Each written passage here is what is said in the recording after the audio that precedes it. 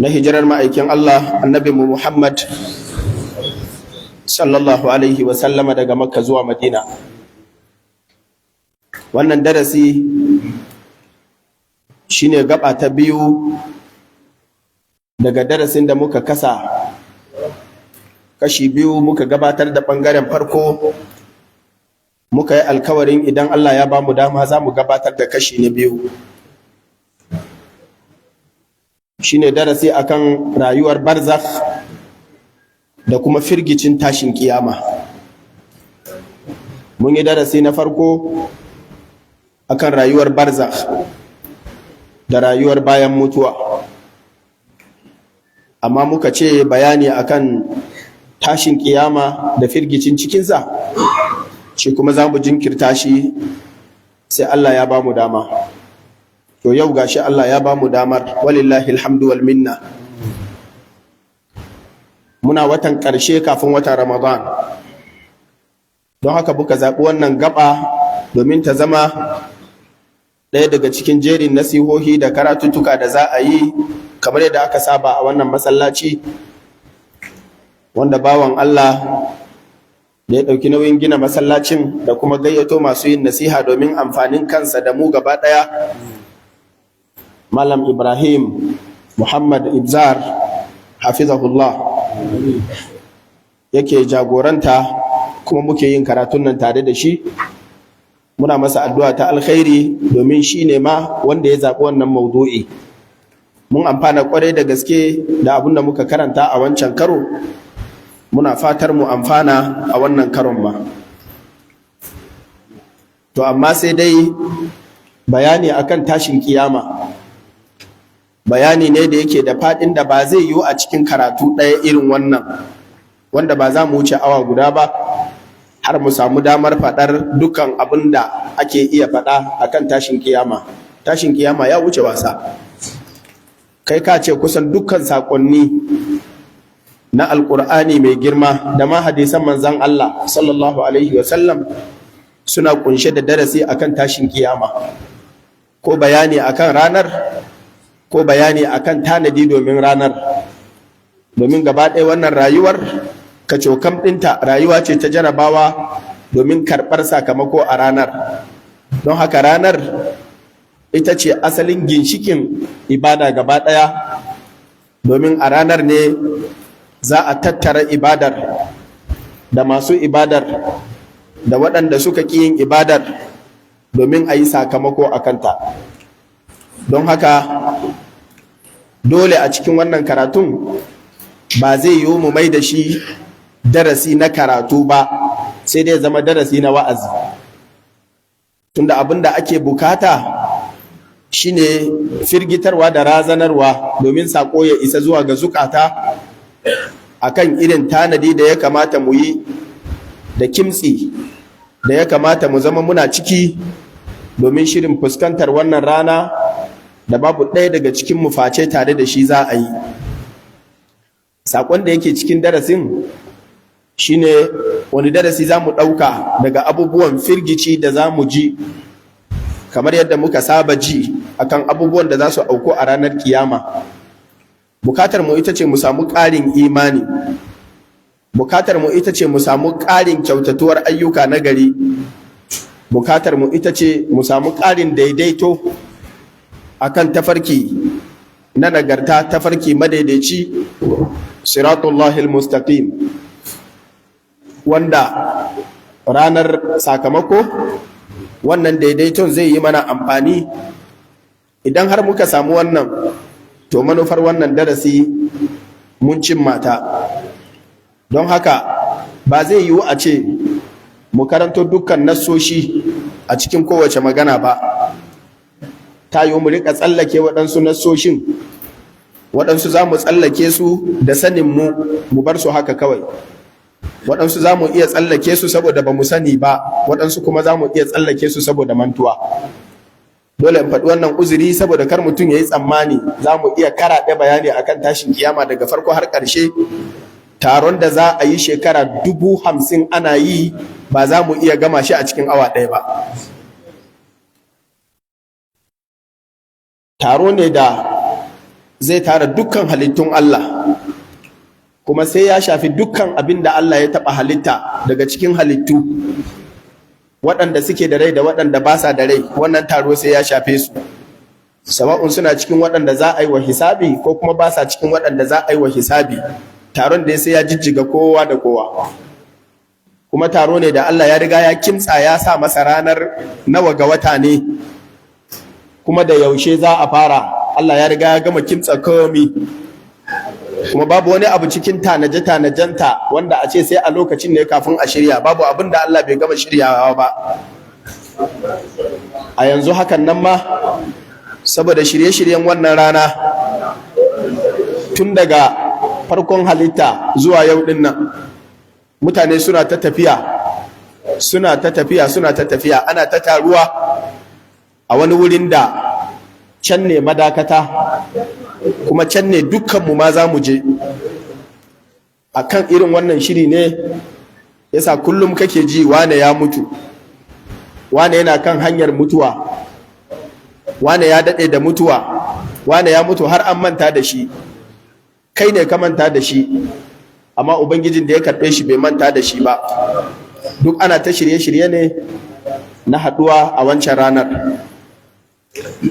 Daidai da wannan munasaba nake tuna mana, tare da yi mana ta'aziyya akan rasuwar ɗaya daga cikin malaman sunna, jagororinmu a nan Najeriya, Sheikh Habibu Yahaya Kaura, rahmatullahi alaihi rahmatan wasi'a, wanda Allah ya karɓi ransa kuma aka yi janazarsa, kuma ya samu shaida mai kyau. Muna fata Allah ya zama shaida gare shi sama da shaidar mutane.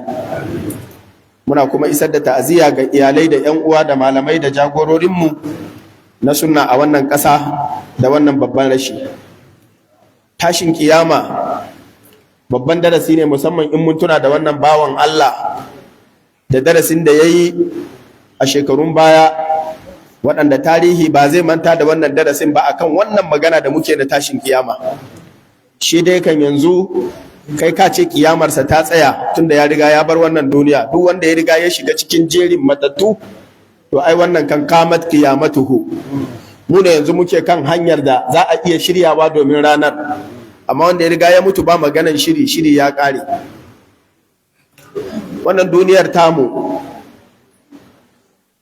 tana da sama tana da ƙasa.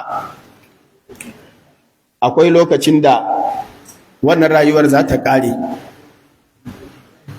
waɗanda suke cikinta su ma za su ƙare.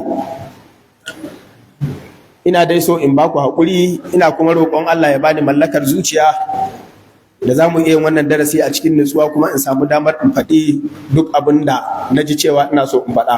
Abin da kuma ya gagara, mai yiwa wani in ya zo bayana ya iya faɗa.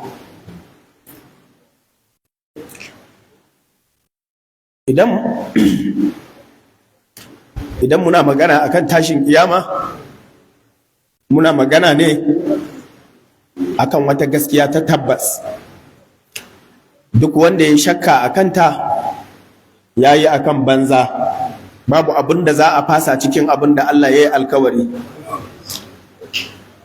Kuma kamar yadda mutuwa ta zama gaskiya, waja'at sakratul mauti bil haqq, to haka kuma tashin kiyama ma, zalikal yawmul haqq, shi ma gaskiya ne. Kuma abubuwan da za su nuna cewa za a yi tashin kiyama sun tabbata ga ɗan adam, ko da babu nassi na shari'a da ya gaya wa mutum ya tabbatar da cewa ba yadda za a yi Allah ya yi wannan halitta ya bar mu ta rayuwa irin yadda muka ga dama. Kowa yana abin da yake so, kuma a ce rayuwar haka kawai za ta ƙare, ba a tara mu a wata rana kuma an yi hukunci ba. Idan aka ce rayuwar haka za ta ƙare, to ai waɗansu kan sun ci a banza, waɗansu kuma zai zama sun yi aikin banza, waɗansu kuma zai zama sun wahala a banza, an cuce su a banza. To amma Allah bai yi halitta akan banza ba, don haka ba za ta ƙare a banza ba, dole sai an yi tashin kiyama. Mutuwar da muka yi magana a kanta a baya, da rayuwar barzakh, waɗanda suke can sun riga sun fara ɗanɗana ta, mu ma za mu zo mu shiga. Ana cikin wannan yanayi, wata rana rayuwar barzakh za ta ƙare, a ranar da rayuwar ita ma nan duniyar za ta ƙare, ranar da Allah ya sanya mata lokaci wanda la yujalli hali waqtiha illa hu, ba wanda ya san wannan ranar kuma ba wanda ke iya leƙowa ya gano sirrin ranar da za a yi wannan tashin kiyama sai shi. Amma dai annabinmu Muhammad sallallahu alaihi wasallama ya nuna mana cewa abin zai fada ne a ranar Juma'a, kuma ya nuna mana cewa kamar yadda waɗansu ayoyi ma suka nuna, waɗansu manya-manyan alamomi za su nuna wa wanda yake da hankali da zai iya ganewa ya gane cewa ta zo, bayan ƙananan alamomi da yanzu muke gani da waɗanda za mu gani a nan gaba su ma sun gama bayyana. Amma Allah ba zai bari mutum ya gano saboda wai alamomin sai ya shirya yana jiranta cewa gobe za a yi saboda ya ga yau Alhamis ba, a la ta'tikum illa bagta, ba wanda zai iya gane wannan Juma'ar ita ce. Ballantana ma la taqumu sa'atu illa ala ashrarin nas, zai zama a lokacin ba waɗanda suka rage sai mutanen banza, suna cikin aikinsu na banza ne tashin kiyama zai fara. A wannan ranar Allah maɗaukakin sarki zai umarci wannan mala'ikan da muka karanta hadisi a baya cewa Allah maɗaukakin sarki ya ba shi ƙaho, ya ce da shi riƙe wannan ƙahon, idan na umarce ka hura ka hura. Sai ya ɗauki ƙahon shi kuma ya sa a bakinsa, ya kuma guntsi iska har goshinsa ya tattare irin alamar wanda ke busa algaita yake yi, yana jira Allah ya ce masa ya hura. Tun daga lokacin da Allah ya bashi haka yake, yau din nan ma haka yake, gobe Juma'a, gobe ne Allah zai ce ya hura, ko wata Juma'ar ce Allah kaɗai shi ya sani. Akwai ranar da Allah maɗaukakin sarki zai ce da shi hura, wannan shine wa nufiqa fi sur fa sha'iqa man fi samawati wa man fil ardi illa man sha Allah, wa yawma yunfakhu fi sur ففزع من في السماوات ومن في الأرض إلا من شاء الله وكل أتوه داخرين. Allah maɗaukakin sarki zai ce ya hura, fa idza nuqira fi an-naqur fa dhalika yawma idhin yawmun asir. Ana yin busan nan to ranar ta zo kenan. Wannan busar idan an yi, kowace halitta daga cikin halittun Allah waɗanda suke da rai za su ji, kuma duk wanda ya ji sai ya kau da kai yayi haka, ya ji kuma ya shiga cikin kunnensa, sannan sai ya fara layi na firgicin mutuwa ta kwashe shi. Amma kafin mutuwar sai kowa ya faɗi ya suma saboda firgicin wannan busar ƙaho. Shine ma'anan fasahiqa man fis samawati wa man fil ard, shine ma'anan fafazi'a man fis samawati wa man fil ard. Bayan an yi wannan ne sai kowa ya mutu. Wannan busar ƙaho guda biyu za a yi ko guda uku? Waɗansu sun ce guda uku za a yi. Na farko ita ce busar da za a yi sai kowa ya some. Na biyu shine busar da za a yi sai kowa ya mutu bayan sumar. Na uku shine busar da za a yi kowa ya miƙe. Zancen jumhur kuma wanda shi ya fi inganci shine busar nan guda biyu za a yi. Busa ta farko ita ce za a suma kuma da ita za a mutu, shine fa fazi'a man fis samawati wa man fil ardi illa man sha Allah. Thumma nufikha fihi ukhra, sai a sake yin busa ta biyu, fa idahum qiyamun yanzurun, sai kaga mutane sun miƙe suna tsaye suna kallon juna, suna kuma kallon me za a yi. Za a yi wannan busar ƙaho tsakanin ta farko da ta biyu akwai zamani. Bayan an yi ta biyun shine za a shiga cikin al'amuran tashin kiyama, wanda a kansu ne za mu mai da hankali, wanda da shi ne za mu ɗauki darussan firgicin ranar kiyama, wanda shi ne ake ce ahwalul kiyama. Abubuwan da za a yi a tashin kiyama suna da yawa, amma abubuwa na matakan da suka fi kawo firgici su ne waɗanda za mu mai da hankali a kansu. Abu na farko shi ne bayan an yi busar ƙaho, abubuwan da ka sani na rayuwa na wannan kauni za su rikice. A ranar duniya da ma wajen duniya za su shiga wani yanayin da ba su taɓa shiga irinsa ba. Allah ya halicce su, ya daidaita su sammai da ƙasai, kuma Allah maɗaukakin sarki ya tsara komi faqaddarahu taqdira. Rana tana tashi daga wuri kaza ta faɗi a wuri kaza, za ta rinka zagaya a kowane awa 24. Wata ma tana yin wannan, tana zagayanta a cikin kowane kwanaki 30 ko 29. Taurari ana ganin su a cikin dare, waɗansu suna bayyana, waɗansu ba sa bayyana. Ana yin ruwa lokacin damuna, ana ɗauke ruwa lokacin rani, ana sanyi ana zafi. Irin waɗannan abubuwa da ka sani na canjin halitta za su tsaya cak, komi zai dakata. A ranar ne al'amura na sama za su rikice su ruso ƙasa, sannan ita kuma ƙasa za ta canza daga yadda take. Allah ya ba mu labari, ɗaya daga cikin abubuwan da za su firgita mai gani shine abubuwan da za su faru da sama da ƙasa. To amma kafin wannan mu sani cewa bayan an yi busar ƙaho ta mutuwa, Allah maɗaukakin sarki a lokacin ne zai yi tambaya, ya ce aina mulukul ard, ina ku sarakuna masu ƙasaita masu mulki na ban ƙasa, ainal jabbarun, ina kuke masu faɗa aji, masu juya al'amura, masu sawa a yi dole, ainal mutakabbirun, ina ku masu isa, masu jin kai, masu girman kai, masu ɗagawa saboda abin da ke hannunku, ina kuke yau, ku yi magana mana ku tanka. Allah maɗaukakin sarki nan ne zai ce limanil mulkul yau, waye ke da mulki a yau? Ba wanda zai amsa, sai Allah ne zai amsa wa kansa, lillahi alwahidil qahhar.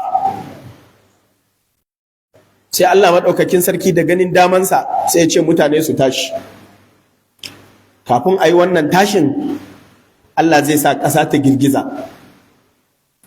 ƙasa za ta yi jijjiga, wanda a lokacin da za ta yi jijjigan ne abubuwan da suka ɓuya a can ƙarƙashin ƙasa za su fito, abubuwan da suke da nauyi za su tashi, abubuwan da suke kafe za a tumɓuko su. Shine ma'anar idza zulzilatil ardu zilzalaha, ita ce girgizar farko. Inna zalzalata sa'ati shay'un azim. Allah ya ce babban al'amari ne wannan girgizar da za a yi a ranar tashin kiyama. Girgizar ƙasar nan za a yi ta ne saboda ƙasa ta amayo abin da yake cikinta. Wa akhrajatil ardu athqalaha, abubuwan da suke cikinta na duwatsu da aka kafa su can ciki za ta fito da su, bishiyoyi da tsirrai za a tumɓuke su, tuddai da kuma wato inda yake da lungu da saƙo da hawa da gangara duk za a jijjiga shi, sai zama dukkan abin da a cikin ƙasa yake zai fito waje. Saboda Allah maɗaukakin sarki a ranar yana so ne ya daidaita ƙasa kuma ya miƙe ta. Wannan ƙasar tamu a yanzu tana da shef ɗin ƙwallo ne, don haka ba a miƙe take ba. A lokacin ne Allah maɗaukakin sarki zai miƙe ƙasa. A wannan yanzu yadda muke zaune sai Allah ya ciccika duwatsu saboda an tami da bikum, saboda yadda take dunkule idan aka bar mutane to za ta rinka tangal-tangal da su, amma sai zama duwatsun su suka rike ƙasa sai ta tsaya ba ta wannan tangal-tangal ɗin. To a wancan lokacin za ta yi wannan tangal-tangal ɗin. Su kansu abubuwan da aka ɗora a kanta domin su rike ta su ma za su yi tangal-tangal ɗin. Shine watasirul jibalu saira, shine kalla idza dukkatil ardu dakkan dakka. A lokacin da za a nike ƙasa, za a sa a jijjiga ƙasar ne, sai zama mutanen da suke ciki sai su fito, saboda duk abin da za a yi wa ƙasar a yi a kan idonsu. Abubuwan da mutane suke gani a bayan ƙasa manya-manya, kamar tudu da gangare, kamar duwatsu da bishiyoyi, kamar koguna da tekuna, akan idanun mutane za su ga abun mamakin da zai faru da su. Waɗannan duwatsun da kake ganin su manya-manya, wal jibala arsaha, Allah maɗaukakin sarki zai sa a tumɓuke su daga cikin ƙasa, sannan kuma Allah zai sa a dake su sai su nike, shine wa bussatil jibalu bassa, sai a sheƙe su. wa takunul jibalu kathiban mahila, duwatsu da kake ganin su, wato kana ganin su da ƙarfin nan, sai sun zama kamar yashi wanda in aka ɗiba wanda yake bi iska tana ɗaukawa, haka za su zama. Bayan Allah ya nike su, to sai Allah maɗaukakin sarki ya sa sai su fara tashi, shine wa tasirul jibalu sayra wa taral jibala tahsabuha jamidatan wa hiya tamurru marra sahab. Zaka ga sun tashi suna tafiya kamar yadda kake ganin girgije da gajimare yake tafiya. In suna tafiya zaka gansu wa takunul jibalu kal'ihin, kai ka ce gashi ne ya tashi iska ta ɗauka yake tafiya. Kal'ihnil manfush, haka zaka ga yana tafiya har ya narke ka daina ganinsa. Waɗannan ruwa kuma da kake gani a cikin rafuna da koguna, wanda kogi da ake da su a wannan duniyar sun fi inda ƙasa take da yawa da duwatsun duka, su suka ci sama da 70% ɗin faɗin duniya gaba ɗaya, amma dukkansu kogin nan Allah zai fasa su. Shine ma'anan wa idhal biharu fujjirat, sai Allah ya fasa su, a ɓuɓɓugo da su, sai su haɗu da juna gaba ɗaya a wuri guda. Gaba ɗayansu kuma wa idhal jibalu wa idhal biharu sujjirat, sai a bunka musu wuta. Kana ji kana ganin kogi kuma kaga ya kama da wuta, haka za su ƙone tatas, sai zama babu wani ruwa. Don haka wuraren da ruwan aka ɗaga, da wuraren da aka tumɓuke itatuwa, da wuraren da aka rusa gine-gine, da wuraren da aka ciro abubuwa, ai zai sa akwai ramuka, akwai tudu, akwai gangare. To a wannan lokacin ne Allah maɗaukakin sarki zai sanya ƙasa sai a miƙe ta. Wannan miƙewar da za a yi shine Allah zai sa ta zama fa yadharuha qa'an safsafa la tara fiha iwajan wala amta, yanda za ta zama ba tudu ba gangare ba hawa da sauka. Kuma sai a miƙe idan dunan mutane sai su rinka hango komi a wannan duniyar yanzu, saboda yadda shaf ɗin duniya yake, in ka kalla baka iya hango zuwa ƙarshe saboda ba fili bane duniyar zuwa ƙarshe. To amma a lokacin za a mai da ƙasa ta zama fili guda ɗaya. Wannan shine abin da za a yi da ƙasa da abubuwan da suke kanta. Bayan an yi wannan, Allah maɗaukakin sarki zai sa a koro mutane da suka fito daga cikin kaburburan nan, yakhrujuna min al-ajdathi ka'annahum jaradun muntashir. Su kuma mutane za su zama kamar yadda kake ganin fari idan ka dake su, idan ka dake itace yadda suke kai za su tashi su watse, kowa yayi nan kowa yayi can, ba wanda yake ganin inda dan uwansa yake. Haka mutane za su zama. A wannan lokacin ne mutane za su fito, wannan yayi gabas wannan yayi yamma, su hargitse da juna, ana gauruwa da juna, ana gwauran juna, ana hargitse. To kowa bai san inda zai je ba. Yawma yad'u da'i ila shay'in nukur, sai Allah ya sa wani yayi kira ya ce kai ta nan za ku zo, muhti'ina ila da'. To sai su tafi ta inda ake yin kira. Wannan kiran za a tara mutane ne zuwa al-mahshar, shine filin farfajiyar da za a yi tashin kiyama. Wannan al-mahshar wani fili ne da Allah maɗaukakin sarki shine ya san hakikanin tabbas a ina yake. Shin fili ne bisham kamar yadda waɗansu malamai suka ce, ko kuma wannan ƙasar da muke kai ne za a kwashe komi, idan ta zama ka'an safsafan sai a ce a yi a wurin, a wata tsakiyar wani wuri da Allah zai kai mutane. Ko kuma a'a, yawma tubaddalu al-ardu ghayra al-ard, za a kwashe ƙasar ne sai a kawo wata sabuwa wadda ba wannan ba, sai a ɗora mutane a kai, a nan ne za a yi. Wannan wurin dai fa'idahun bisahira, sunan wurin kenan as-sahira, wato farfajiya. Mutane za su zo su taru a wurin, kuma Allah maɗaukakin sarki zai sa mutane su fito sahu-sahu ne, jama'a Allah zai jera mutane. Amma lokacin da suka fara zuwa za su zo a hargitse, ba a yi saku ba, kuma ba a ware tawaga jama'a ba. Mutane suna cikin wannan hargitsin ne, idan sun iso daidai filin sai Allah ce waqifuhum, ku tsayi da su innahum mas'ulun, ku tsai da su a nan ne za a yi musu tambaya. Idan aka tsaya aka taru a wurin, to shine sai a ce wamtazul yawma ayyuhal mujrimun, masu laifi su ware saboda a daina hargitsuwa tsakanin mutanen kirki da mutanen banza. Mutanen banza su ware, ba mutanen kirkin ne za a ce su ware ba, su tsaya a inda suke, amma a ja mutanen banza su koma gefe. Shine ya tabbata a hadisin Abu Sa'id al-Khudri cikin Sahih Bukhari da Muslim. Manzon Allah sallallahu alaihi wa sallama ya ce, ranar kiyama in an zo daidai wannan wurin, Allah zai kira annabi Adam ya ce, ya Adam. Annabi Adam ya ansa ya ce, labbaika wa sa'adaik wal khairu fi yadaik. Sai Allah ya ce, akhrij ba'than minan nar, ka fitar da yan wuta su koma gefe. Annabi Adam ya ce, nawa za a cire? Allah ya ce, cikin kowane mutum 1000 a cire 999 yan wuta ne, a bar mutum ɗai a cikin 1000. A wannan wurin ne manzon Allah sallallahu alaihi wa sallama ya ce lokacin ne tsananin firgicin wannan abin da Allah ya faɗa da za a fara warewa, saboda kowa yana tunanin tayu yana cikin waɗanda za a cire. Sai kaga lokacin yawman yaj'alul wildana shiba, sai kaga ɗan ƙaramin yaro yayi furfura, sai kaga ɗan ƙaramin yaro wanda da shi bai ma taɓa laifi ba amma ɗaukan alƙalami a kansa ba ya rikice. To ina ga wanda aka ɗauki alƙalami a kansa? Ina ga wanda ya samu dogon lokaci har Allah ya ce da shi, awalam nu'ammirkum ma yatadhakkaru fihi man tadhakkar wa ja'akumun nadhir. Saboda haka sai ayi ta warewa a wannan lokacin ne manzon Allah sallallahu alaihi wa sallama yace nan ne za a yawma tarawnaha tadhhalu kullu murdi'atin amma arda'at.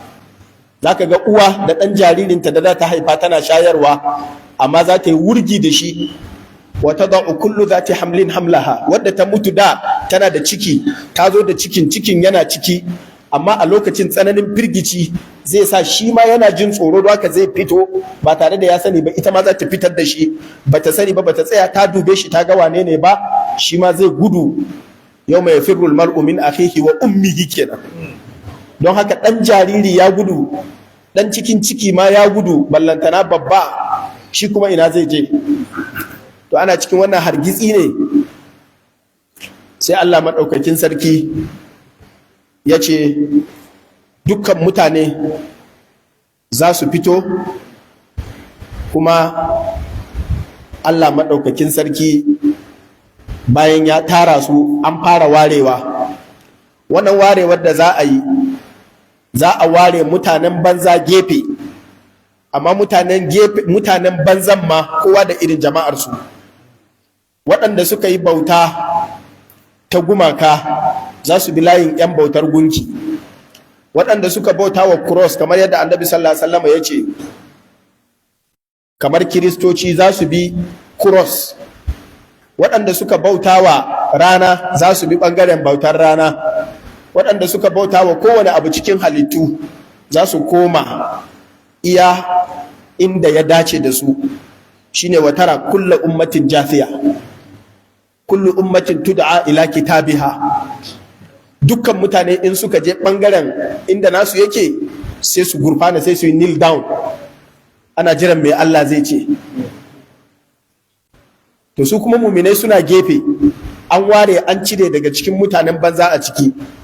To su ma muminan sai a raba mutane akan tuta, yan annabi wane, jama'ar annabi wane, jama'ar annabi wane. Za a yi tsari ne mai kyau, shine sahun da ake nufi. Sai ya zama ba wai sahu ne na wane yana gaba wane yana baya ba, a'a sahu ne na layin yan wane da tawagar su wane da jama'ar wane. Saboda in aka zo li faslil qada, saboda yayi saukin yanda za a yi hukunci, kai da ganin mutanen da suke tare da kai ka san su waye irin naka. Don aka taru aka cakudu kuma a fili guda ɗaya, to sai akan idon mutane za a yi abubuwan da mutane za su rinka gani na sama. A lokacin ne mutane za su rinka ganin idan shamsu kuwirat, wa idan nujumun kadarat, wa idan jibalu suyirat. A lokacin ne mutane za su ga rana, za su ga inda za a naɗe ta. Wa jumi'a ash-shamsu wal qamar, a kawo wata a haɗa su a wuri guda. Da tun ranar da Allah ya raba su ba su taɓa haɗuwa ba. La shamsu yanbaghi laha an tudrika al-qamal an tudrikal qamar, a ranar sai Allah ya hada su. Wannan watar za a cire haskenta wa khasafal qamar, kafin sai Allah ya hada su da rana sai a cire hasken nata. Idan aka yi wannan, taurari kuma waɗanda kuka sani da waɗanda ba ku sani ba, da dukkan galaxies nan da stars inda suke cikin galaxies in za su rinka faɗowa, shine idan nujumun kadarat, za su rinka faɗowa a kan idon mutane suna gani. Sannan dukkan abubuwan da suke sama sun ruso sai a bar sai ita saman, to ita ma saman mutane suna gani. Idan sama'un fatarat, idan sama'un shaqqat, sai ta tsage. Wa futtihatis sama'u fakanat abwaba, a faffasa ta, a tsatsaga ta sai ta zama kofofi kuma mutane suna gani. Wa yawma tashaqqaqu as-sama'u bil ghamam wa nuzila al mala'ikatu tanzila, sai mutane su ga mala'iku suna ta saukowa. Mala'ikun da suke sama ta ɗaya su fito, mala'ikun da suke sama ta biyu su sauko, haka za a yi ta yi sai sun gama saukowa. A cikin wannan lokacin, wannan tsayuwar yana ɗaya daga cikin lokacin da ya fi kowanne firgici a tashin kiyama, shine yawma yaqumun nasu li rabbil alamin. Za a yi tsayuwa ana jira kafin Allah ya ce wa mutane komi shekara 40. Idan yanzu akwai ɗan shekara 40 a nan, ina so ka auna ka ce daga ranar da aka haife shi, idan an haife shi ne a 1986 kenan, to tun daga ranar har zuwa yau a ce mutum yana tsaye kuma tsirara kuma loɓa kuma yana rikice kuma bai san me za a yi ba kuma ba ruwansa da kowa. likulli imri'in minhum yawma idhin sha'nun yughni, kowa ta kansa yake yi. A wannan lokacin ne Allah maɗaukakin sarki bai ce wa mutane kowa ba komi ba, kuma bai sauko ba.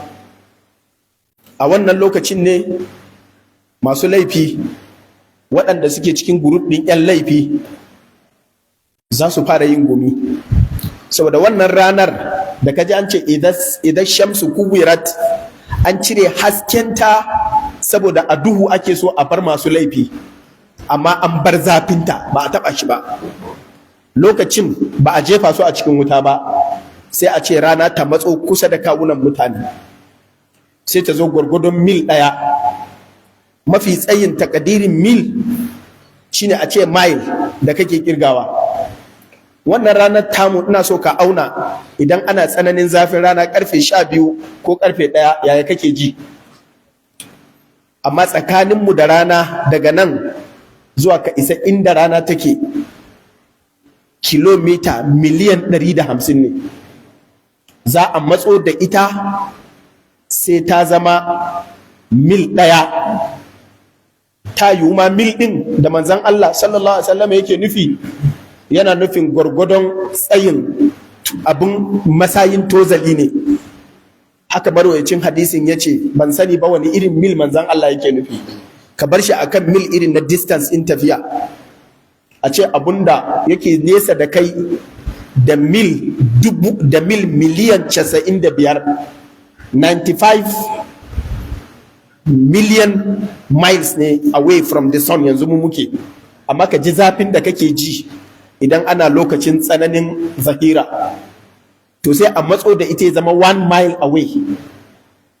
Sannan idan ta matso din nan, babu wanda yake cikin inuwa sai wanda Allah maɗaukakin sarki ya ga dama ya sashi a cikin inuwa.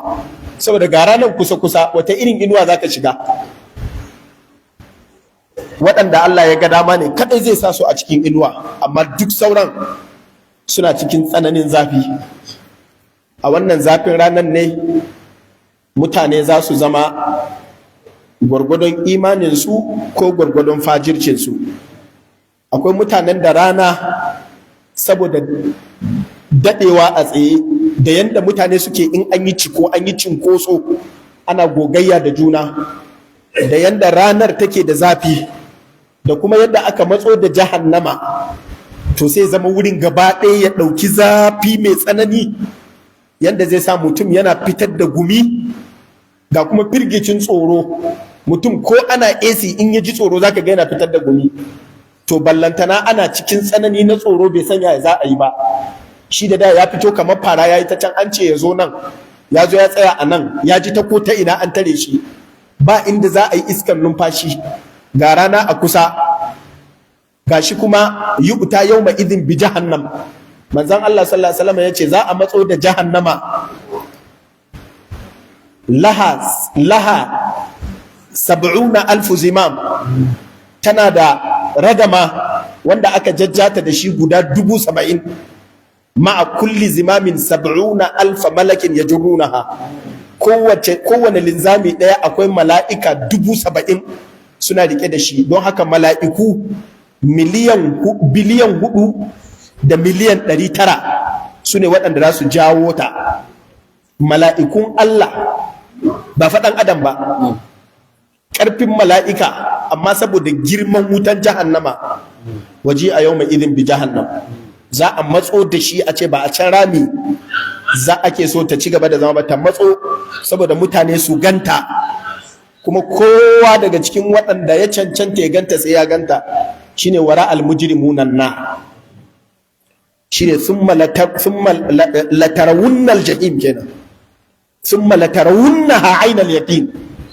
Tabbas sai kun ganta, wallahi Allah sai da ya rantsa ce wallahi sai kun ga jahannama. To ga zafinta a kusa da mutane, ga kuma zafin rana a kusa da kai, ga kuma tsananin yadda taro ya cika dukkan mutanen duniya. Wa hasharnahum falam nughadir minhum ahada, kowa yana nan. Sannan ga mala'iku kuma su ma sun zo an cika a cikin taron. Sannan kuma ga tsananin tsoron da mutum yake ji. To wannan lokacin shine mutane za su tsaya su yi wannan shekarun suna tsaye ba tabbas. Wani guminsa ya kai masa zuwa wurin alola, wani guminsa ya kai zuwa ƙwauri, wani guminsa gwiwa, wani guminsa kunkumi, wani guminsa haƙarƙari, wani guminsa zuwa bakinsa ko wuyarsa, wani guminsa ya ka daidai rabin kunnensa, yana iyo a ciki, yana ƙoƙarin ɗagawa don ya rika ganin me ake yi. La ilaha illallah. Shin wannan gumin nasa ne da ya fito daga jikinsa, ko kuma gumin masu laifi ‘yan uwansa ne? Gumin ya cika a wurin sai zama kamar kogin gumi ne ake ciki, sai dai gwargwadon wane yana ta gangare sai ya zama guminsa kaɗan, wane yana ta tudu shi kuma guminsa yana da yawa, kowa gwargwadon yadda gumin yake. Malamai sun yi saɓani wani gumin ne naka kai kaɗai shine zai yi taro haka, ko kuma na jama'a ne da ya taru a cikin layin gurup ɗinku na masu laifi. To haka mutane za su kasance. Ana cikin wannan ne sai mutane su yi shawara cewa ya kamata fa a nemi ceto a wurin Allah, ya zo a yi hisabi, kowa ya san ina zai je. Tun da aka tashi ba a san me ake ciki ba, kuma a wannan lokacin da aka zo wa khasha'atil aswatu lirrahman, kowa ya yi shiru ana jiran Allah. Ba abin da kake ji illa hamsa, sai dai tafiya. Shi ma daga bayan aka zo aka tsaya cak, ka daina jin komi. A wannan lokacin mutane suna shiru, shakhisatun absaruhum, kowa ya kura ido yayi haka, ana ta jira ta ina ne. Kuma wala yatasaalun, baka yi saka cewa na gefen ka wai yaya, shi ma bai sani ba, kana kuma ma jin tsoron kai masa magana. Khashi'atan absaruhum tarhaquhum zillah. A wannan lokacin kuma mutane sun caccanja kala, ba irin yadda ka saba ganin ɗan adam a nan ba. Waɗansu wujuhun yawma idhin khashi'a, akwai waɗanda za ka ga fuskokinsu yawma tabyaddu wujuhun wa taswaddu wujuh. Idan ka ga waɗansu fuskokin za ka ga fuskarsa baƙa ƙirin. Wa nahshurul mujrimina yawma idhin zurqa, idonsa kuma ya zama kamar ruwan bula, haka zai tashi. Waɗansu kuma wa wujuhun yawma idhin nadira ila rabbiha nadira, waɗansu kuma fuskokinsu masu haske yawma tabyaddu wujuh. A wannan yanayin ne mutane za su nemi waye zai iya magana da Allah. To sai mutane su yi kukan kura su ce ya kamata fa a nemi wanda zai je ya yi magana da Ubangiji. Sai mutane su yi shawarar cewa ya kamata a tashi ɗungurungum a je a samu annabi Adam. Shi ne farkon wanda Allah ya halitta, kuma shi ne wanda yau Allah ya fara yi masa magana, ya ce da shi a ware 'yan wuta. Shi ne kuma wanda Allah ya halice shi da hannunsa, haka wannan yana da alfarmar da zai iya yi wa Allah magana. Duk wanda ya zo duniya ya zo ne bayan shi ya zo, haka ya kamata babanmu shi zai je yi magana a madadin 'ya'yansa. Sai a je ɗungurungum a samu annabi Adam. Ya Adam, kai ne kaza, kai ne kaza, su gaya masa wannan titles ɗin, kuma ya san lalle yana da titles ɗin. Ka je ka roƙa mana Allah mana, a zo a yi hisabi. Ba fa mu fita daga cikin halin da muke ciki ba, mu san yanayin da muke ciki. Annabi Adam ya ce wallahi ba zan iya ba. Ai yau kan nafsi nafsi, ni ma ta kaina nake yi. Sai ce bari in gaya muku satar amsa, ko za ku je ku samu annabi Nuhu, tawi shi zai iya. A ji a samu annabi Nuhu shi ma a gaya masa titles ɗinsa, kuma wanda da gaske ne. Kai ne farkon wanda Allah ya tayar da kai a matsayin manzo. Kai ne wanda kai gwagwarmaya da mutanenka, kai wa'azi shekara 950 kana abu ɗaya baka gajiya ba. Kai ne wanda dukkan waɗanda suka zo daga baya sai dai su bi layinka, waje alna zurriyatahu humul baqin. Don haka ka je kai magana wa Allah, ya ce shi ma ba zai iya ba.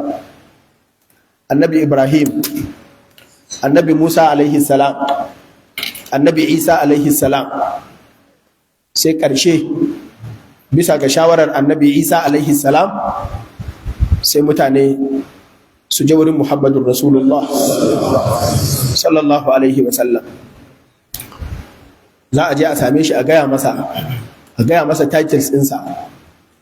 A wannan lokacin ne Allah zai ba shi dama, sai ce ana laha ana laha ana laha. Wannan kan dama Allah ya ce mun asa an yaba asaka rabbuka maqaman mahmuda. Allah maɗaukakin sarki ya ce zai bani wata dama ta musamman da wani matsayi wanda ba zai ba kowa ba. Don haka ina ji cewa wannan shine matsayin, don haka zan je in gwada. Baya da damar da in ya je gaban Allah zai ce a yi kaza, saboda wal mulku wal amru yawma idhin lillah. Allah ya rike komi a hannunsa. Kowa ma idan ya je gabansa zai risina ne, ba wanda zai iya magana sai Muhammad sallallahu alaihi wasallama. Amma wallahi shi ma in ya je cikin ladabi da girmamawa zai yi magana, cikin risinawa da ta'zim da cikakkiyar ubudiyya. Sai ya ɗora goshinsa a ƙasa, ya ce sai na yi wa Allah kirarin da ba a taɓa yi masa irinsa ba. Ya ce ni ma ban iya ba, Allah ne zai koya mun abin da zan gaya masa. Idan Allah ya so ka sai ya gaya maka abin da za ka faɗa masa sai ya yarda. Kamar yadda da ya zo ya yafe wa annabi Adam sai ce fatalaka Adamu min rabbihi kalimat. Haka shi ma annabi sallallahu alaihi wasallam waɗannan kalmomin Allah ne zai koya masa. Saboda in ba waɗannan kalmomi aka faɗa ba, Allah ba zai saurari kowa ba. Shi kuma Allah ya taskace kalmomin, ba wanda zai faɗe su sai Muhammadun Rasulullah sallallahu alaihi wasallam. Zai yi wa Allah kirari, zai yi wa Allah yabo, zai yi wa Allah kalmomi na girmamawa da ladabi, saboda ya san wane ne Allah, kuma ya san menene matsayin Allah. Kuma Allah ya duba zuciyarsa, ya san babu wani mai irin wannan zuciyar. Kamar yadda Abdullahi ibn Mas'ud ya ce, inna Allah tala'a ala qulubil bashar fa wajada anna azka qalbin qalba Muhammadin sallallahu alaihi wa sallam fastafa. Don haka wannan matsayin nasa shi yasa kadai zai iya magana. Idan ya gama sai Allah ya ce da shi, daga kanka, sal tu'ta washfa tushaffa. Tambayi abin da kake so, za a baka. Ceto kake so, to tambayi ceton. Allah ya gama tsara yadda za a yi, ba wai tun da lokacin ai bai tambaya ba, yana girmama Allah ne. Lokacin yana masa zikiri ne irin na du'a ibada. haka bayan ya gama sai a ce to yanzu ka yi tambayar, ba a bashi damar ba zai yi tambayar ba sai an bashi dama. To sai ce ya ubangiji al'umma suna jiran ka kai musu hisabi. Sai Allah ce to na amsa za a yi. Wannan yana ɗaya daga cikin mawaƙif na falala da Allah ya bawa al'ummar manzon Allah sallallahu alaihi wasallama, irin wanda bai bawa kowane annabi ba.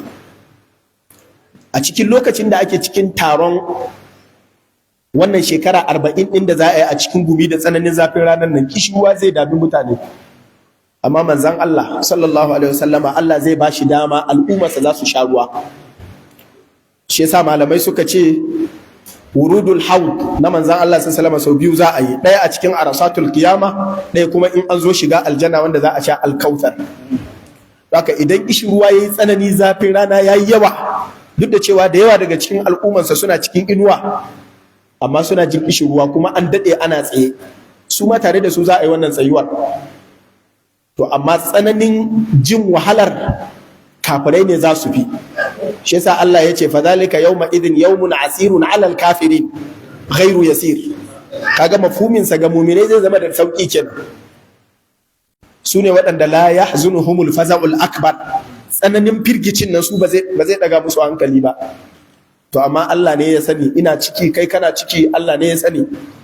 Ba wani mutum da yake da tabbacin a yanzu shi yaya zai kasance a wannan ranar, kamar yadda ba wanda ya san a wani hanyar zai mutu.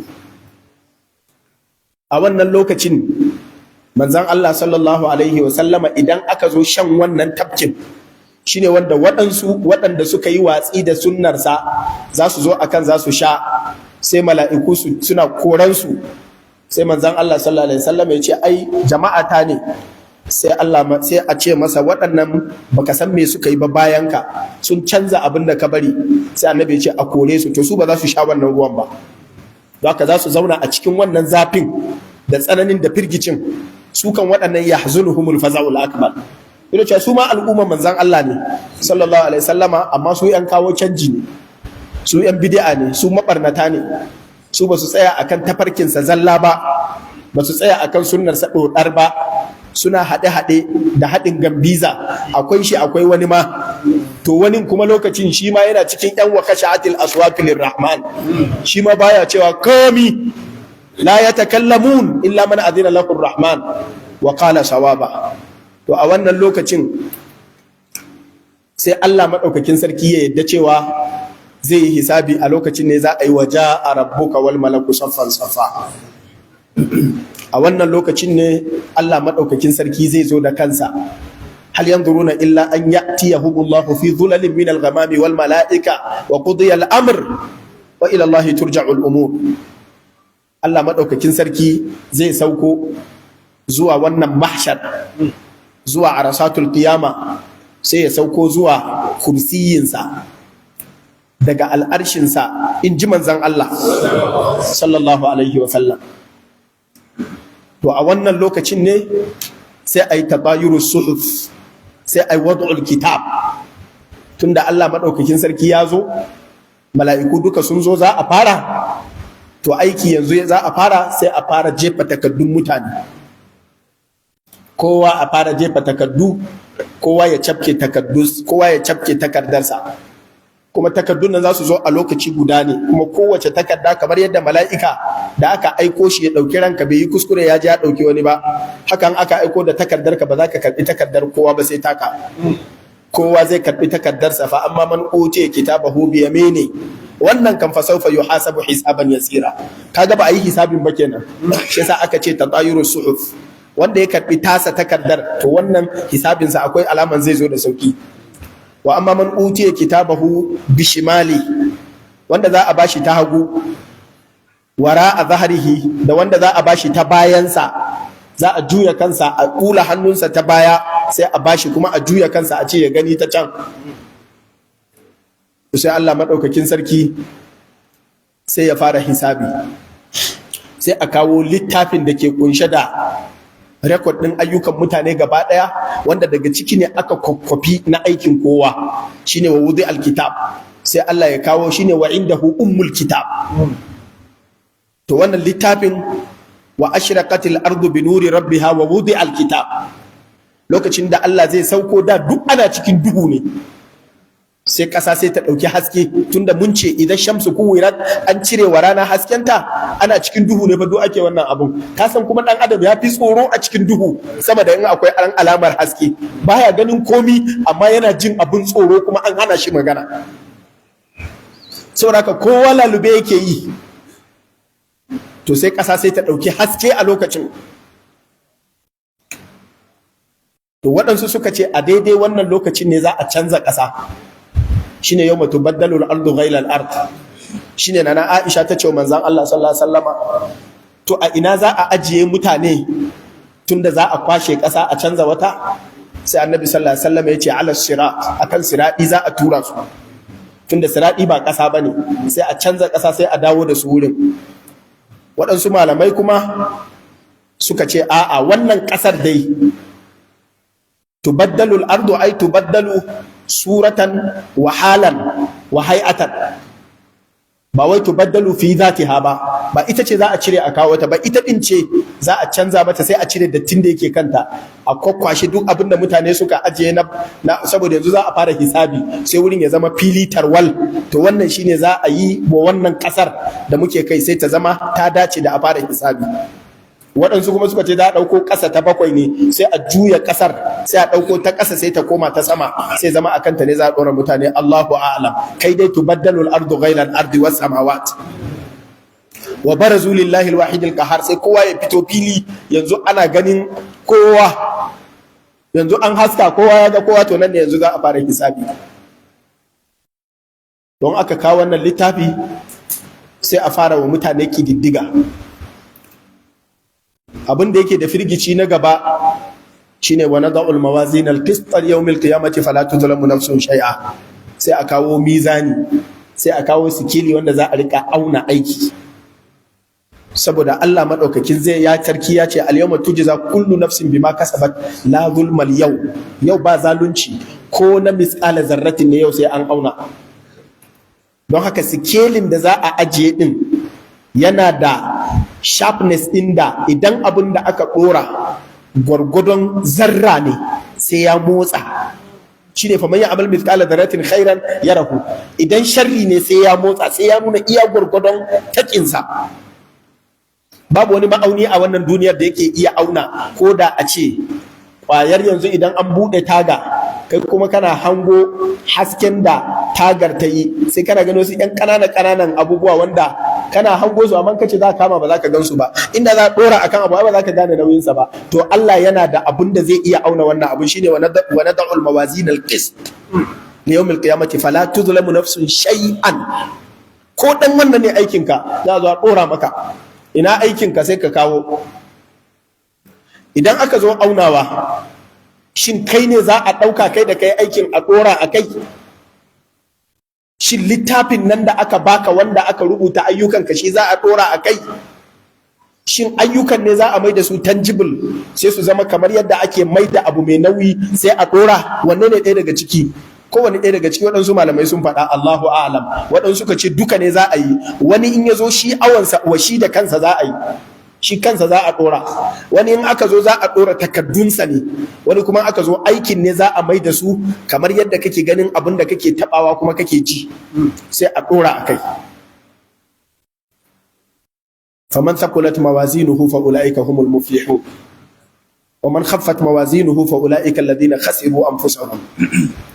Wanda nasa suka yi nauyi ya tsira, fa huwa fi 'ishatin radiya. Wanda nasa suka yi sako-sako, babu aikin alheri da za a dora a kai, fa ummuhu hawiya. In aka gama wannan awon, a wannan lokacin yana ɗaya daga cikin lokaci mafi firgici. Manzon Allah sallallahu alaihi wasallama ya nuna yana ɗaya daga cikin wuraren da ko annabawa ma a lokacin kansu suka sani in aka zo auna aiki, saboda lokacin mutum ya samu concentration, yana jira yaya result ɗin zai fito, me zai gani. Za a mantar da kai komi a lokacin, ba abin da mutum yake tunawa sai ayyukan da ya yi. Yawma idin ya tazakkarul insan wa anna lahu dhikra. To a wannan lokacin an gama da maganar awo, to sai a raba wa kowa sakamakonsa. Lokacin da ake kirga wannan shine alhisab. A lokacin da za a zo a ɗora sikeli akwai al'ard, shine a bijiro da mutum sai a yi magana da shi. Wannan shine al'ard, sai a kawo ka, sai zama lokacinka ne yanzu da Allah ya ware maka zai yi magana da kai. Wannan kan manzon Allah sallallahu alaihi wasallam ya ce dukkan ku duniya sai Allah ya magana da kowane mutum ɗaya. Kuma idan Allah ya zo magana da shi, shi zai yi da shi directly, laisa bainahu wa bainahu tarjuma. Allah ba zai sa wanda zai rinka fassara maka ba, zaka ji maganar Allah kuma zaka fahimta kuma zaka amsa. To idan aka zo yin wannan, mutane sun kasu kashi biyu. Akwai wanda in aka zo za a masa ard, akwai wanda za a masa munakasha. Manzon Allah sallallahu alaihi wa sallama ya faɗa cikin hadisi cikin sahih Bukhari da Muslim, hadisin na Aisha, yace man nuqisha al-hisaba yawma idhin udhib. Duk wanda aka masa munakasha, duk wanda aka tsaya ana masa bincike keke da keke, to wannan za a masa azaba. Sai na Aisha tace to ba Allah madaukakin sarki ya ce fa amma man utiya kitabahu bi yaminihi fa sawfa yuhasabu hisaban yasira, ga hisabi kuma mai sauki, kuma ka ce duk wanda aka masa hisabi sai an yi masa azaba, to wannan kuma an ce mai sauki, yaya zamu hada? Sai Annabi sallallahu alaihi wasallam ya ce mata a'a, wannan hisabin bijirowa ne da gabatarwa da kuma tabbatarwa mutum laifinsa, wancan kuma nasa na bin diddigi ne da keke da keke. Wannan za a gaya masa kayi kaza ne sai mutum ya ce nayi. Wannan kuma za a yi masa examination ne da cross examination. Ai ka san suna da bambanci. Wannan za a karanta masa laifinsa ne, a ce masa kai ne kai kaza, sai ce ni ne. Kai ne kai kaza, ni ne. Kai ne kai kaza ranan kaza, ni ne ya Allah. Shi ba zai tsaya shi ba zai ba wa kowa, ba zai bata lokacinsa ba, kuma ya riga ya girmama Allah, duk abin da aka faɗa ba zai musu ba. To wannan sai an gama karanta masa, shine sai Allah ya masa hisaban yasira, amma kowa sai an masa wannan. Duk laifin da ka taba yi sai Allah ya gaya maka. Shine fa yunabbi'uhum bima kanu ya'malu. To idan Allah ya zo gaya wa mutum, idan mutumin kirki ne, sai Allah ya bashi nutsuwa da ladabi, duk abin da aka faɗa sai ya amsa. Amma idan mutum a nan duniya kangarare ne, Allah ba zai bashi damar nutsuwa ba, don haka in aka yi sai ya fara musu. Yawma yab'athuhumullahu jami'an fayahlifuna lahu kama yahlifuna lakum. Sai mutum ya fara rantsuwa, wallahi rabbina ma kunna mushrikin, ya fara rantsuwa shi bai yi ba, shi wallahi sharri aka masa, shi Allah shi kaza shi wallahi, yana ta irin wannan abu. To shine Allah ya ce waji abin nabiyina wa shuhada. Kace baka yi ba, to sai Allah ya ce a kawo shaidu su tabbatar masa. To sai Allah ya sa a kawo shaidu. In suka zo mutanen suka bayar suka ce yayi, sai mutum ya ce ni shari'a aka mu. Sai Allah ce al-yawma nakhtimu ala afwahihim. Kai da hannunka ka ce baka yi ba, sai a ce to ai wannan bakin shine kake da zakin baki da shi, sai a rufe bakin. Wato kallimuna aidihim, sai hannu ya fara faɗa, amma mutum yana ji da kansa. Da mutum yana so a ce daga wannan magana tasa za ta kare, zai samu ya wuce ne. Ya ɗauka a nan duniya yadda yake yaudara, sai ya ɗauka a can ma zai iya yaudara. Wa tukallimuna aydihim wa tashhadu arjuluhum. Allah madaukakin sarki ce a wannan ranar, hatta idza ja'u shahida alaihim sam'uhum wa absaruhum wa juluduhum bima kanu ya'malun. To sai mutum ya ga wannan wani irin abun kunya ne, wa qalu li juludihim lima shahidtum alaina. Ai magana ta kare kuma yanzu. Mun yi musu da mala'iku, mun yi musu da mutane, mun ce duba mu yi ba, yanzu kai ma haka zaka bu, kai da muke tare, lima shahidtum alaina. Qalu antaqana Allahu alladhi antaqa kulla shay.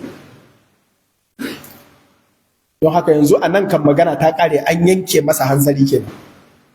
To sai mutum ya shaida, shine wa shahidu ala anfusihim. Yanzu kan sai ya shaida wa kansa cewa lalle kafirci yayi. Saboda Allah yana da adalcin da ba zai kona ka ba sai ka tabbatar ka yi laifi tuku. Sai an kama ka guilty, kuma sai ka amsa guiltiness ɗinka da kanka. To a wannan lokaci ne sai Allah ce ikra kitabaka, karanta littafinka da kanka. Yanzu tunda yanzu kan ka ji an shaida, to mutu ya gama sai a ce kafa bi nafsika al-yawma alayka hasiba. Yanzu kai a ganin ka bai kamata a maka, shi da kansa mutum zai ce adalcinka shine a ƙona ne. To wannan shine abin da Allah maɗaukakin sarki zai yi wajen hisabi. Idan aka gama hisabi aka ba wa kowa littafinsa, to sai a je mataki na gaba, shine yanzu ne za a wuce ina za a je tunda an gama. Idan aka fara tafiya akwai ta hanya da ita kadai ce za a wuce a je inda za a je. Dama wurin tafiyar wuri biyu ne kadai, fariqun fil janna wa fariqun fis sa'ir, amma ba a tafiya sai an bi ta wata hanya.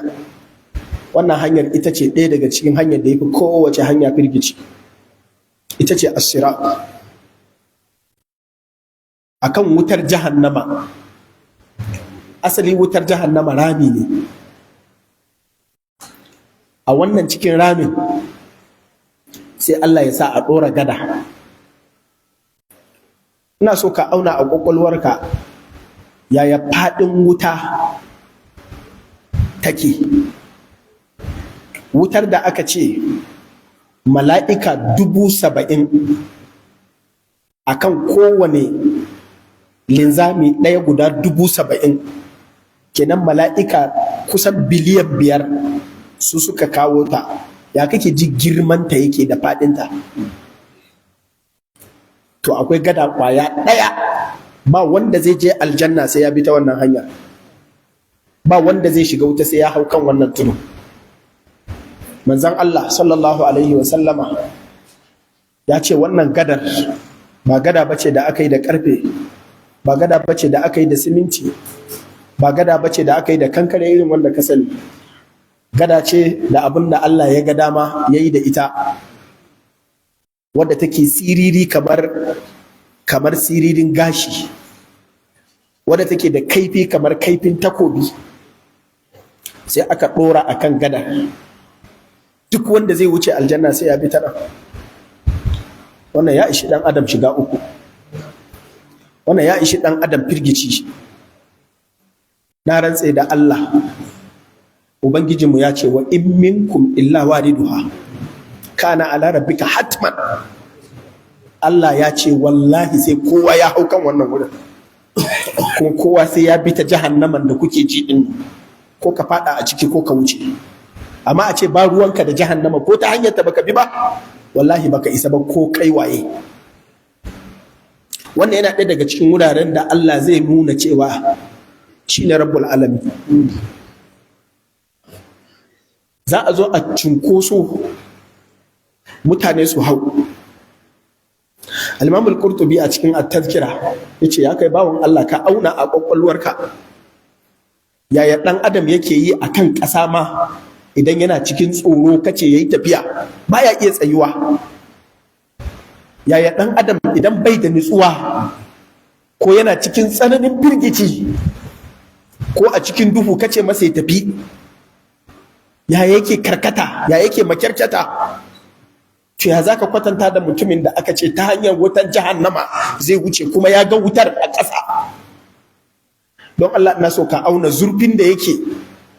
Idan da za a ɗora asalin gada mai kyau, amma a ce kana saman bene ne, sai a ce ka taka kuma kana hango motoci a ƙasa, ya kake ji mutum zai ji tsoro? Ya kake tsammani idan ala ru'usil khala'iq sauran mutane duk suna nan, ga wasu a gabanka ga wasu a bayanka, kana ganin mutane waɗansu sarƙoƙi da waɗansu ƙugiyoyi suna ta jansu suna ta faɗuwa a gabanka, mutane suna ta ihu, wurin ya rikice ya rincaɓe, an ce kai ma ka hau. Yace ya kake tsammani a wannan lokacin a ce maka ka hau kan abinda kaifinsa kamar kaifin takobi kuma ka taka da kafarka ka wuce? Yaya kake tsammani kana ganin waɗansu suna tafiya a ƙafa, kana ganin waɗansu suna tafiya da jan gindi, kana ganin waɗansu suna tafiya da rubda ciki, suna ja suna crawling. Shi kansa gadar ya ishe ka. kaifin wannan rezar da za a hau kanta ya ishe ka, ballantana kuma ga mala'iku zabaniyawa a gefe, su kuma suna cafko mutane, suna jefar da su, suna cafkowa. Wani yana tafiya in aka kama shi aka karta, saboda Allah ya sa ba zai faɗi yanzu ba, sai a karta sai a tsinka wani wuri, sai ka ga ya kuce shi, yana ta kokari yana ta kamawa, yana so yayi escape. Wani kuma sai ya je can kusa da ƙarshe sai a samu a ja, sai ya faɗi, kana ta gani suna faɗuwa, kuma ga wutar kana hangota. La ilaha illallah. Jama'a mun shiga uku. Wannan abin za a yi shi, in ji manzon Allah sallallahu alaihi wasallama, ya ce har annabawa ma ba sa iya cewa komi, sai dai su rika ce Allahumma sallim sallim, Allah ka mana da sauki, Allah ka mana da sauki. Idan annabi cikin annabawa, idan har Muhammadun Rasulullah sallallahu alaihi wasallama zai zo hawa ya ce Allahumma sallim sallim, ya ce da'awal anbiya yawma idh, addu'ar da annabawa suke a wannan lokacin in an zo, wanda kowa kansa ya sani, su ma kawai cewa suke Allah ka bamu da sauki, Allah ka bamu da sauki. To sai mutum ya zo hayewa ne kafin ya gane shin zai haye da sauki ko ba zai haye da sauki ba, amma wallahi duk wanda ya tsaya sai ya ji wannan tsoron ko shi waye, saboda baka san wani iri zaka yi ba, kuma Allah bai nuna list din waɗanda za su wuce gudun haske, waɗanda za su wuce gudun doki, waɗanda za su wuce gudun wane ne, Allah bai nuna wa kowa yaya zai yi ba, sai mutum ya tsaya shi ma a matsayin bawa, sai dai kawai yanda Allah ya yi da shi. Babu wanda ya san wanda irin hayewa zai yi akan sirati. Wannan yana ɗaya daga cikin mafi munin maukifi na firgici ga ɗan adam a ranar kiyama. Kuma babu wata addu'a da za mu yi a ce Allah ya fasa wannan. Babu wani abin da za mu yi na ibada da za a ce Allah zai cire ka, kai ba za a yi da kai ba. Tunda Allah zai yi da annabawa, kuma su ma suna cewa Allah ka kawo sauki. In na tsaya me zan ce? Kai in ka tsaya ya za ka yi? Kuma wannan firgici ba za a fasa ba tunda Allah ya halicce ka. Wallahi Allah ba zai fasa ba sai ya yi wannan. Yadda nake magana yanzu kuna kallo na rantse da Ubangiji za ku tsaya a wurin kuna kallon siraɗi, kuma lokacin yana zuwa. Innahum yarawnahu ba'ida, kamar nesa ne, wa narahu qariba, amma Allah ce kusa ne.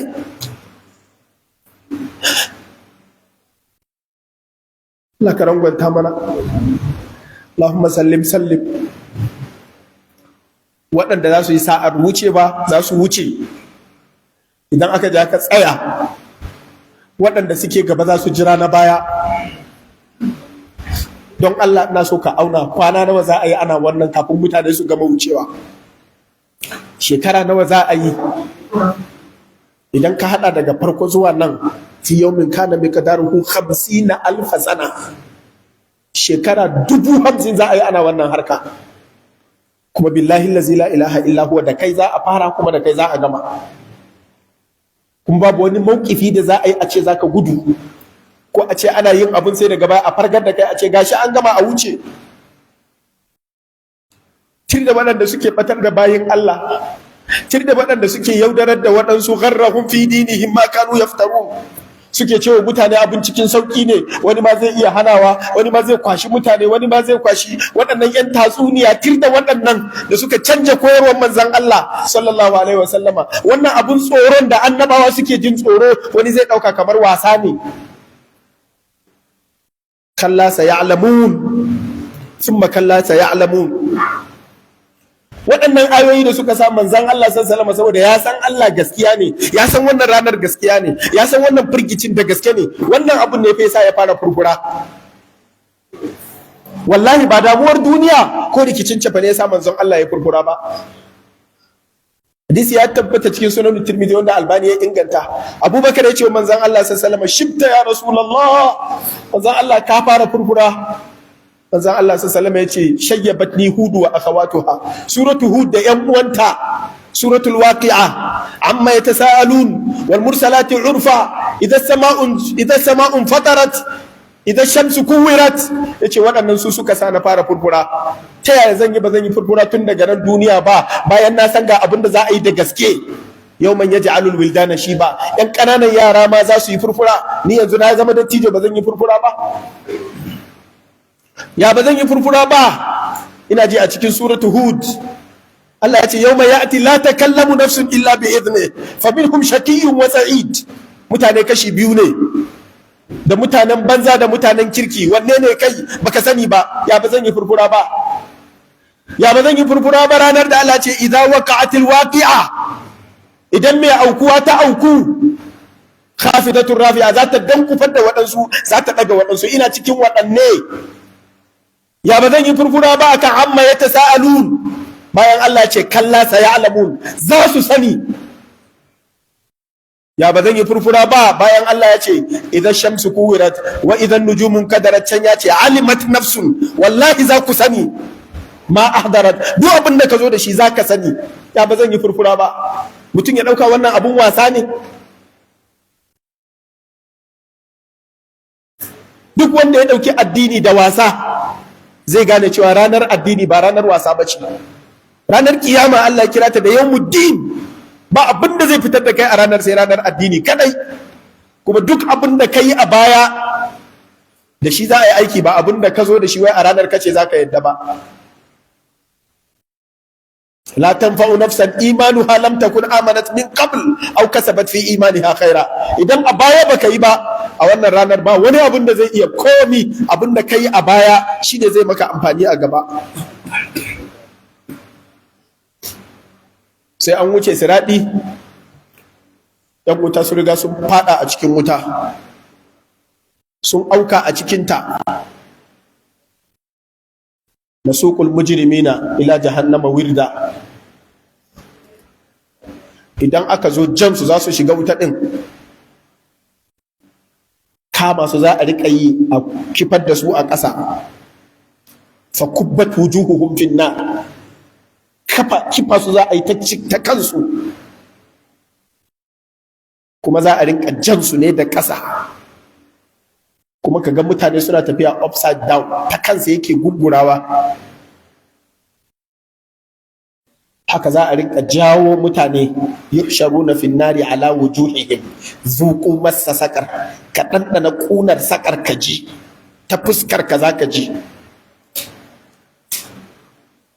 Kuma gwargwadon yadda ka tabbata akan addini, gwargwadon yadda ka tabbata akan siradi.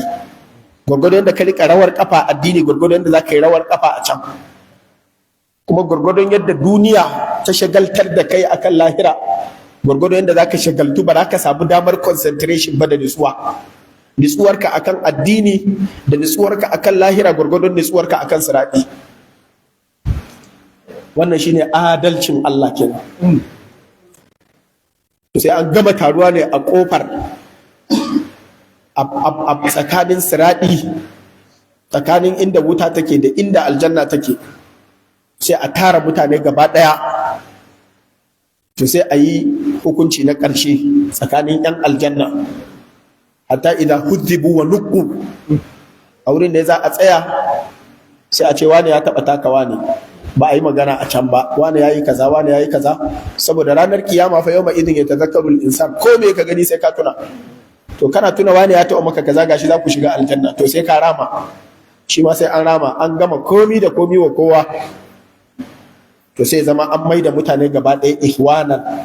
Shine wa naza'na ma fi sudurihim min ghil. Duk abin da ke cikin zuciyarka da akan wani, yanzu sai ka daina ji, da kana jin haushin wani, ba wai ya maka komai bane, to sai ayi abin da zai sa ba za ka sake jin haushin sa ba. Saboda ku shiga aljanna ala qalbi rajulin wahid, sai zama kamar mutum ɗaya ne aka daddatsa zuciyarsa. Kamar yadda ba za ka ji haushin kanka ba, ko ba za ka ji wa kanka hasada ba, ba za ka ji wa wani ba.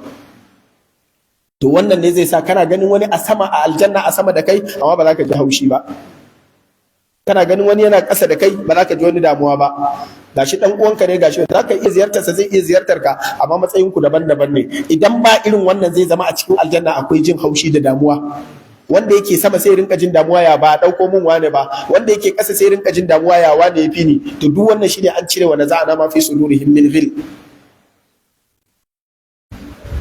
To kafin a shiga aljanna, manzon Allah sallallahu alaihi wasallam ya ce ana faratukum alal haud. Ni kuma zan tsaya in jira ku, shine farkon wanda dama zai tsallaka sirati, kuma dama ya ce ni da al'umma ta ne farkon waɗanda Allah zai fara samu tsallaka. Don aka gama da al'umma sai ai wata al'ummar haka za a yi har a gama. duk ana tare, to kowane annabi zai kwaci jama'arsa shi zai raka su zuwa aljanna. Kuma kowane annabi yana da kogi a kofan aljanna wanda zai ba mutane su sha, saboda dan yi reception kafin a shiga, saboda wahalhalun da aka sha a baya kar a sake irin wannan wahalar kuma an zo shiga aljanna, saboda kuma kowa ya samu refreshment. Don aka tsaya a wurin shine sai annabi sallama sai ya rinka shayar da mutane ruwansa na alkausara. Duk wanda ya zo za a bashi ya sha, duk wanda ya sha kuma ba zai sake jin shirwa ba, ba zai sake jin yunwa ba, ba zai sake jin damuwa ba, yanzu ya zama fresh kamar ba a yi wahalhalun tashin kiyama ba. Saboda kar a shiga cikin aljanna mutane suna jigari don an gama shiryawa sai manzon Allah sallama ya ce ana awwalu man yatruqu ala babil janna. Sai je kofar aljanna sai kwankwasa, sai mala'ikun aljanna su ce wane ne? Sai ce ni ne Muhammad sallallahu alaihi wasallam. Sai ce dama an ce kar mu bude sai ka zo, amma an gama shirya komi. Shine ma'anan wasiqal ladina taqaw rabbahum ila aljannati zumara hatta idza ja'uha wa futihat abwabuha. Kafin su zo samu an riga an bude kofar, saboda manzon Allah ya riga su, ya je ya kwankwasa, da tana rufe ne, amma tunda an bude, idan suka zo sai samu a bude sai su rika shiga. Manzon Allah sallallahu alaihi wasallam ya ce wallahi idan aka zo shiga aljanna, in Allah ya sa da sunanka a ciki, za ka gane gidanka sama da yadda kake gane gidanka a nan duniya. In an tashi sallar juma'a, an taɓa tashi daga juma'a kaman ta kaje gidan wani, ya ce wallahi kai ka ce dama a nan kake zaune, saboda ba wanda zai zama ba ƙauye a aljanna. Kana zuwa kawai za a ga ka wuce ne direct, sai dai mala'iku 'yan rakiya. Don aka shiga cikin aljannan kuma sai Allah ya haɗa mutane gaba ɗaya, nan kuma Allah ne da kansa shi kuma zai karɓi bakuncin mutane. A can manzan Allah sallama ya karɓe su, a nan kuma sai Allah ya tara kowa har da manzan Allah ɗin sallallahu alaihi wasallama, sai Allah ya sa a kawo abin taɓawa. Farkon abin da za a bawa 'yan aljanna shine hantar wani kifi na cikin aljanna. Allah shi ya san wannan yadda yake. Sai a ba mutane su yi taɓa kalashe, kuma a wannan lokacin ne Allah maɗaukakin sarki zai yi wa mutane sallama, sannan Allah ya bayyana, sai mutane bayinsa su gan shi, saboda sun bauta masa, ba su taɓa ganinsa ba, sun ji tsoronsa. Shauna na fahimtul gaib ya ce zai yi kaza sai suka yarda suka yi imani, ba saboda sun fi waɗancan hankali ba, waɗancan ma suna da hankali, amma lahum qulubun la yaqiluna biha, su ba su yi amfani da nasu hankalin ba, su sai suka gaskata. Sai Allah ya ce ubangijin da kuka bayyana, kuka bi shi, kuka masa wala'i, kuka kaunace shi, yau za ku gan shi. Salamun qawlan min rabbir rahim. Sai Allah ya bayyana, wujuhun yawma idin nadhiratun ila rabbiha nadhira. Waɗancan fa ba sai mun faɗa ba, kalla innahum an rabbihim yawma idin lamahjubun, ba za su ga Allah ba tunda ba su bauta masa ba, sai dai su ga azabarsa. Kafirai duka sun tafi wuta. Wasiqal ladina kafaru ila jahannama zumara hatta idza ja'uha futihat abwabuha. Kafin a shigar da su sai an zo an gurfanar da su a gaban wuta duka. Waɗancan ana musu ana refreshment, ana yin reception, waɗannan kuma an ajiye su a gaban wuta gaba ɗaya, sun kewaye ta, an sa su sun yi kneel down. Idan aka ajiye su a wannan wurin sai a buɗe wutar, sami'u laha shahikan wa hiya tafu, sai su ji ta tana tafasa, tana gurnani, tana ƙaraji. To a nan ne zaka ji suna ihu, ya laitana nuraddu wala nukadhiba bi ayati rabbina. Ina ma a maida mu ya Allah, idan aka maida mu za mu canza. Sai Allah ce ƙarya suke yi, walau ruddu la'adu limanuhu anhu wa innahum lakadibun. Sai Allah ce ku jefa su. Kowa ba zai yadda ya fada da kansa ba, sai an kama shi, khuduhu, ku tabke shi, fagulluhu thumma aljahima sallu, ku jefa shi. Haka za a yi ta jefa su,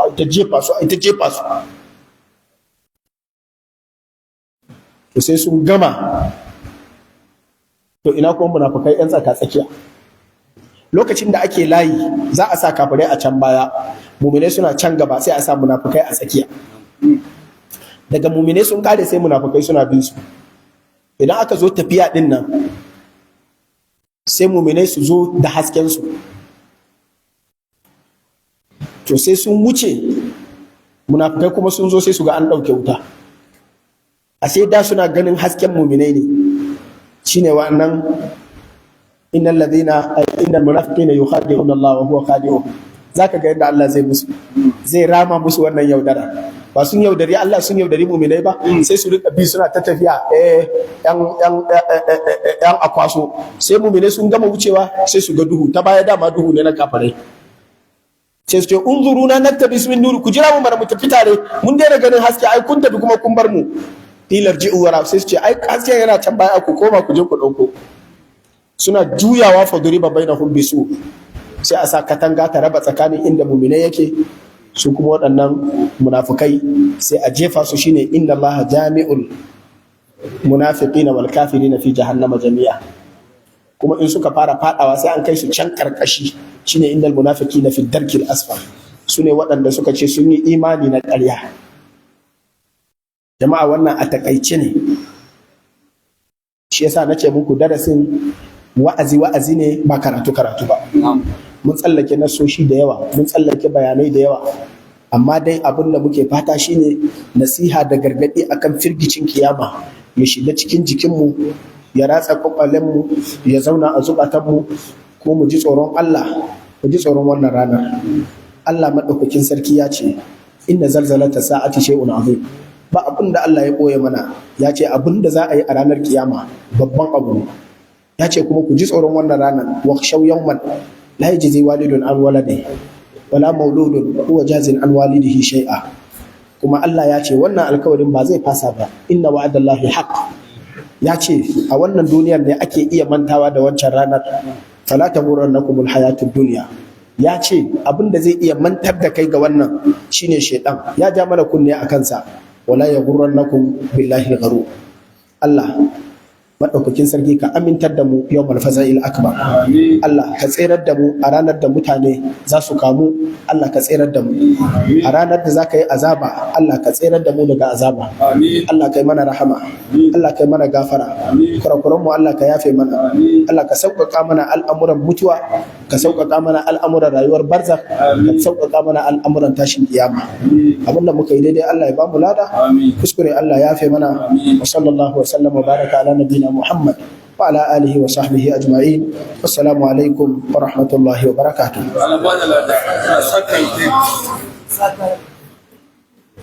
بسم الله.